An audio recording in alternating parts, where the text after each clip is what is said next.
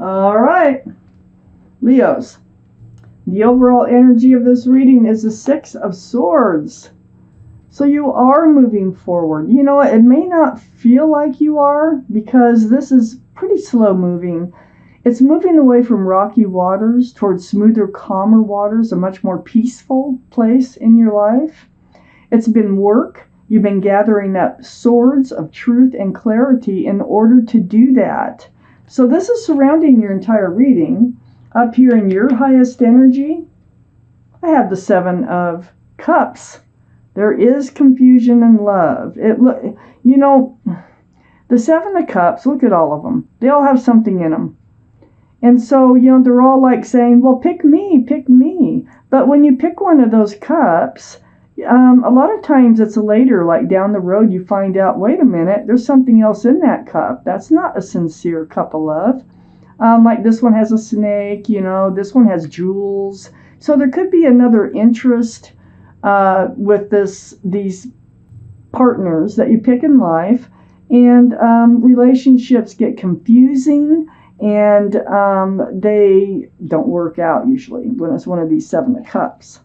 So these are the two strongest energies right here in your whole reading. So you're moving away from the confusion and the cups with other priorities in them. So next to the Seven of Cups is the Five of Wands. This is right above the Six of Swords. The Five of Wands is about struggling mentally. It's like confusion, anxiety, stress. This is like being up in your head, okay, all over the place.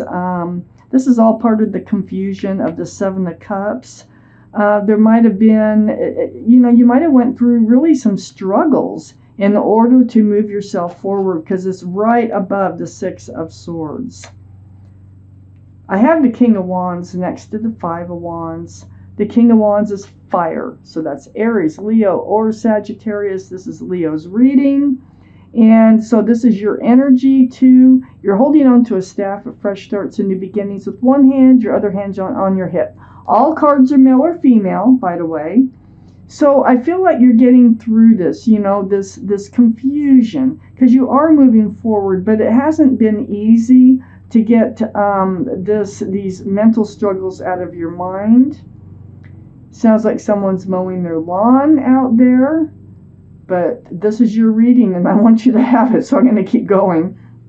So the King of Wands here, you're ready to move forward and you're looking back. It's like you're looking back at the struggles that you've been through. You're ready to enter a new life cycle. I have the World card here. This is nice. This is where you're headed. You're headed towards a new life cycle. Definitely. Peaceful, calm, much better place in your life. So you are getting these energies behind you. You're getting away from feeling abandoned or alone or rejected or even ghosted in some cases by the other person. You are so ready to move forward. Under the World card, that brand new life cycle that is coming in, that you're heading right towards, is the Page of Swords. So the Page of Swords, this is you. You've got your sword up. But you're not swinging it. It's not like you're walking around, you know, cutting everybody out of your life. But it's up. And so you're hyper aware. You're aware of what's being said, how people's actions are. And it comes to moving into this new life cycle because you want it. And you want it bad, and you're working really hard to get there. And so if anybody's going to interfere with that, you might swing that sword. So you are in self-protection. And I think that's a good thing. And then I have the Seven of Wands next to the Page of Swords and right under the Six of Swords. Yeah, you will protect this. You know that you want to move forward. You know you want to reach a more peaceful, calm place in your life. These wands could be other people's opinions. They can be conversations, like it's usually what's being spoken coming in. It could be from whoever this was, but I don't really feel like it. These could be thoughts too, that you could be blocking some of your own thoughts, like I can't do this, or this is too hard, or whatever. So good, block those types of thoughts. And it's next to the Page of Swords. So your sword is up, your wand is up, and you are moving forward towards a new life cycle.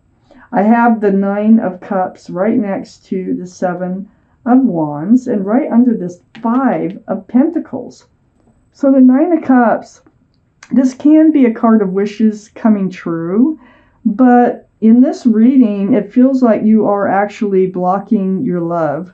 You put it on a shelf behind you, and you're guarding it.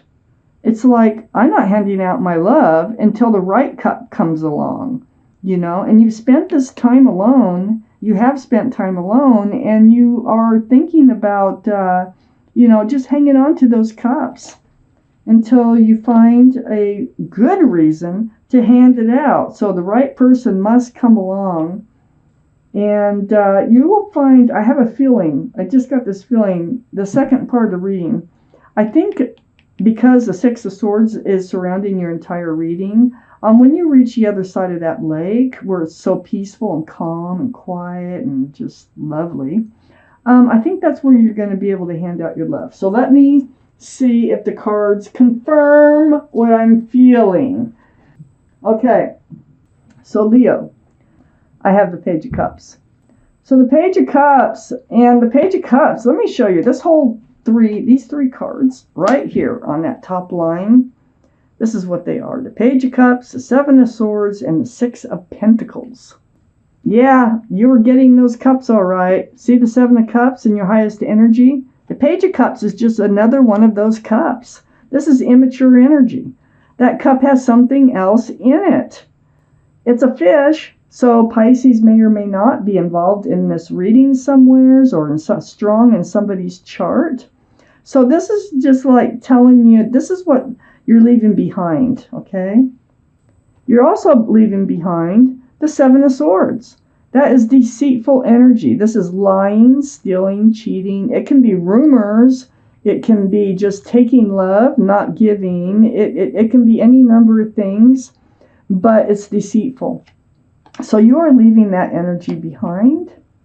And that 7 of Swords is right next to the 6 of Pentacles.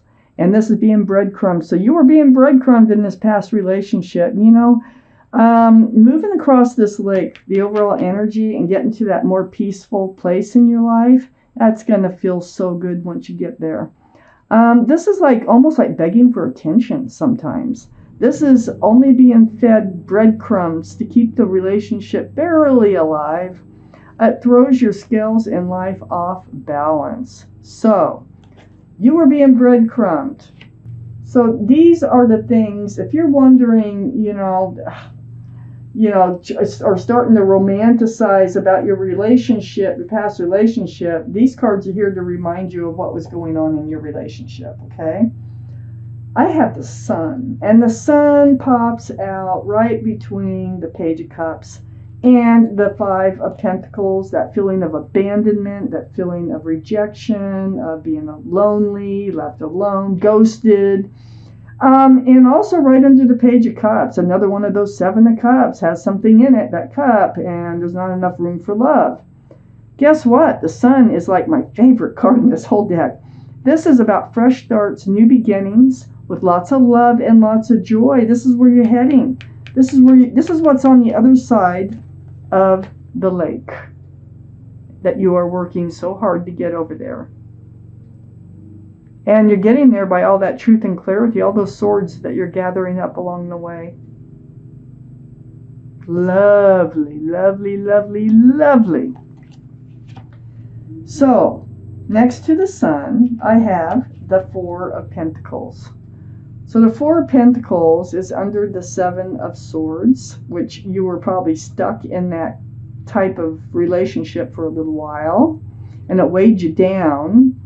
And you're going to be breaking free. I mean, you were like waiting and waiting and not moving anywhere. So you were just kind of stuck in that relationship waiting for it to change, waiting for it to come to fruition, waiting for something to happen to make you feel like you're advancing in this relationship. It didn't happen. You just kept getting breadcrumbed. Well, down here, where you're holding on to all those cups of love that you have that you can offer somebody, is the Ace of Cups, and it's right under the sun. There is so much love ahead of you. There is so much love once you get over to the other side of that lake into that new life cycle. There's going to be a huge love offer.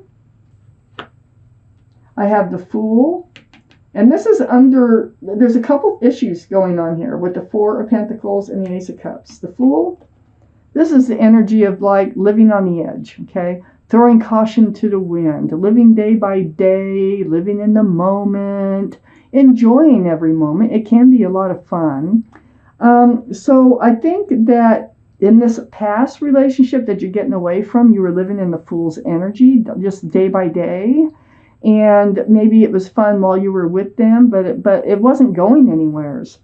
But it's also next to the Ace of Cups. This is a love offer in this new place where you're going. I think that you will take a leap of faith and go with this love offer.